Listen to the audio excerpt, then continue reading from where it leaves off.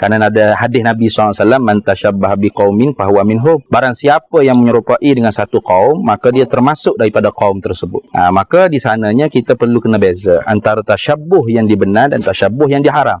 Tentang isu pakaian, memang kalau kita belajar di pondok, memang adalah kitab yang dikarang oleh ulama yang masyhur di Masjidil Haram, iaitu Syekh Abdul Qadir bin Abdul Muttalib Al-Indonesi Al-Mandili, lebih dikenali dengan Syekh Qadir Mandili. Memang di dalam kitab tu dia letak tajuknya haram memakai topi.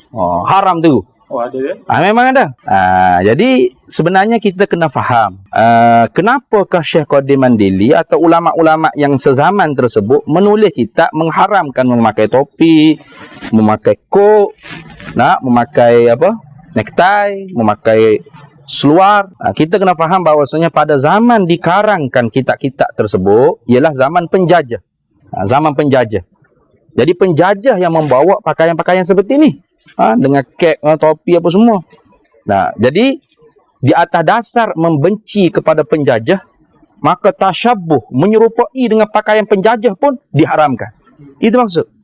Jadi kerana itu diharamkan memakai topi, memakai kok, memakai necktie, memakai reben, memakai seluar. Memang.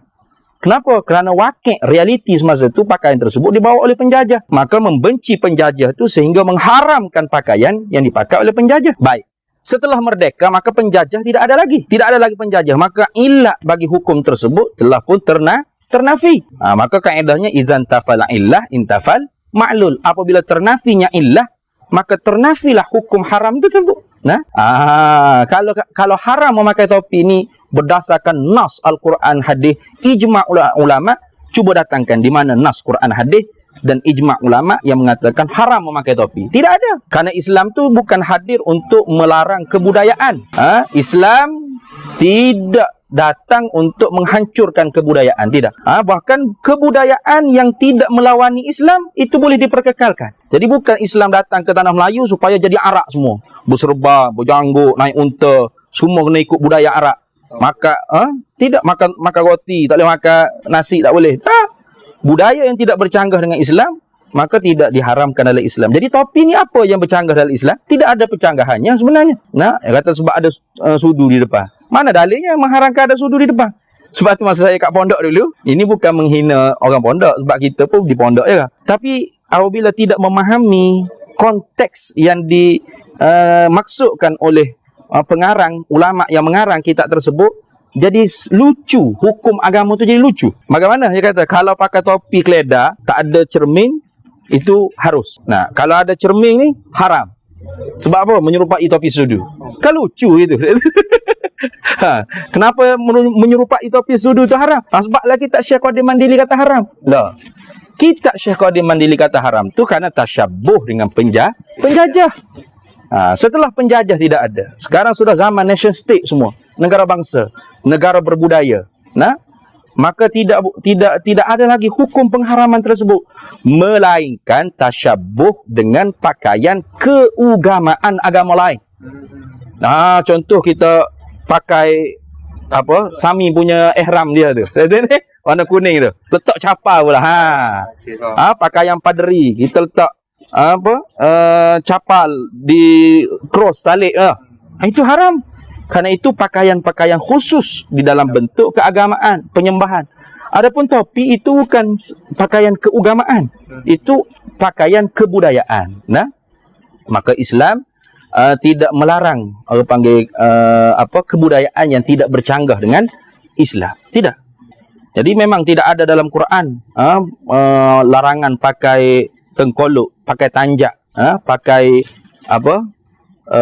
semutar, pakai yang wak-wak Jawa pakai tu.